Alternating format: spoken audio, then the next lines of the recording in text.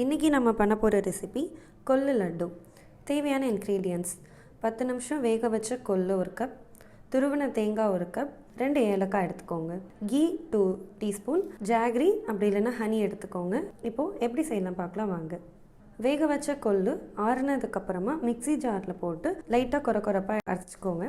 அதுக்கப்புறமா துருவின தேங்காய் 1 கப், ஜாகரி அப்படி இல்லைன்னா ஹனி ஆட் பண்ணி இன்னொரு தடவை பிளெண்ட் பண்ணிக்கோங்க. எடுத்ததுக்கப்புறமா கையில் லைட்டாக கீ தடவிக்கிட்டு சின்ன சின்ன பால்ஸாக எடுத்து சர்வ் பண்ணுங்கள். இதோட பெனிஃபிட்ஸ் பார்க்கலாம் வாங்க.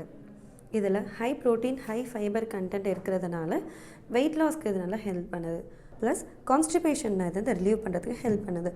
கேர்ள்ஸுக்கு மென்சுரல் சைக்கிள்ஸை ரெகுலேட் பண்ணுறதுக்கு நல்லாவே ஹெல்ப் பண்ணுது.